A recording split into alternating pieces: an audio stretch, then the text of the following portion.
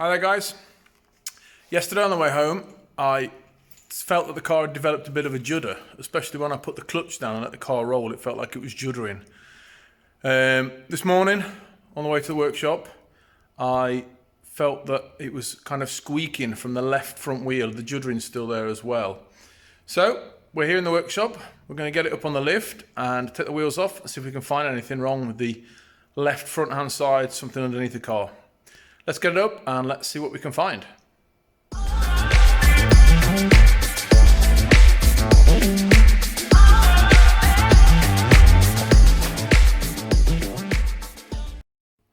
Right, got her up in the air, as you can see. I suspect it's this wheel somewhere, something to do with this wheel. Not quite sure what it is yet. I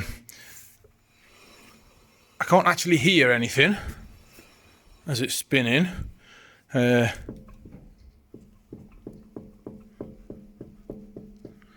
you can hear that. I can hear a knocking noise. Now that could be a ball joint, it could be a steering rack, but I'm thinking, yeah.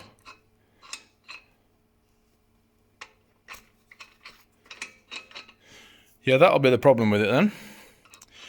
I have had these off to change the brake pads. I did torque the wheels up, but they seem to have undone. At least 4 of them on this wheel have come undone.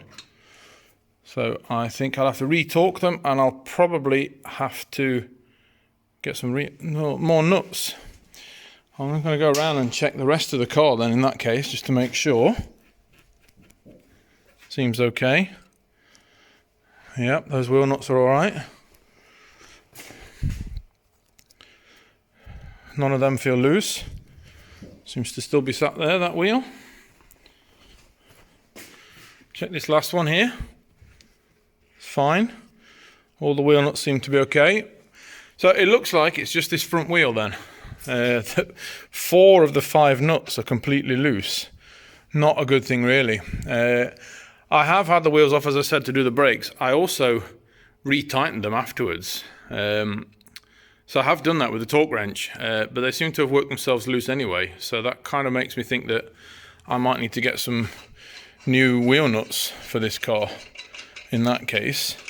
Not sure if these are quite the right wheel nuts for this car in that case. They might be a bit small. But anyway, that's the problem solved. I now know what the noise is, and it's a simple enough fix. Thank God, and I'm glad I found it in time. Now we found out what the problem is with the car. I thought we'll just have a quick look. We'll tighten these wheels up. Get yourself one of these books. They're really good. The Haynes manual. I know a lot of people think that they are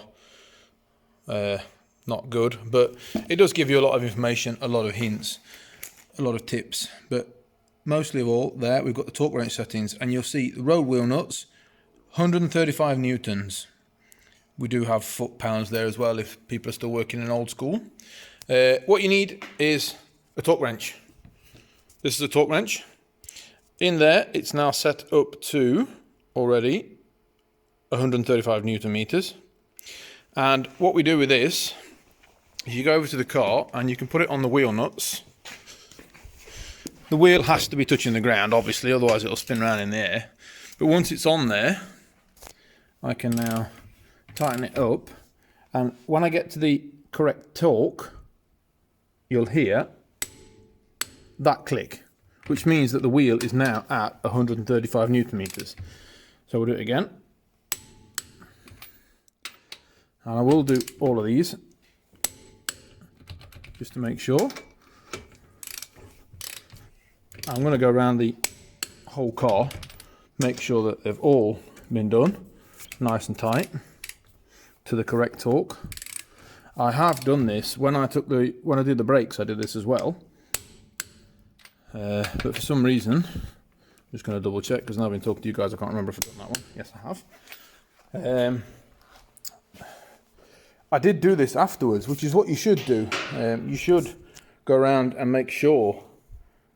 You should go around and do this and make sure that the wheels are done. After you've driven it for a while, go around and just check them all again, which I have done as well. But I kind of get the feeling that those aren't the correct wheel nuts for these wheels. So I'll have to get some ones with a bigger angle on the collar for the nuts. So I'm going to go around the entire car now and do all of them and make sure that none of the others are loose. One important thing with a torque wrench, when you use a torque wrench, like I say, this one's set to 135 Newton meters now. When you're done with this job, make sure you turn it back down to 0. The reason for that being is inside this torque wrench there's a spring, and it loads the system inside the head up here, which allows it to click. If you have it always tightened up to 135 Newton in this case, for example, you're going to be putting pressure on the spring all the time. If you do then change from 135 to something else, or just given time, that spring is going to keep getting compressed and it's going to lose its tension, and it will lose its settings. So it won't be 135 anymore. It might be 100, or it'll get less anyway. So always make sure that you turn this back down to 0 when you're finished with it.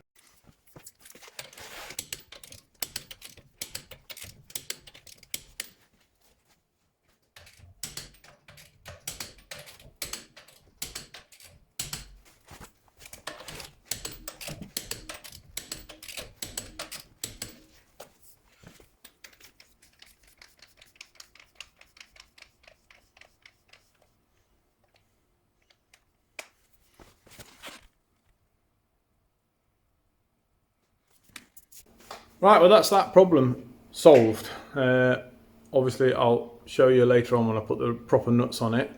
But that's all done. Something quite easy, thank God. It wasn't anything major. I didn't lose a wheel, luckily enough. It could have happened. So I'm glad I sorted it out straight away, and it wasn't anything that was majorly expensive and the car wasn't falling apart. So now I can carry on driving around quite happily, enjoying the car. Thanks for watching. See you later.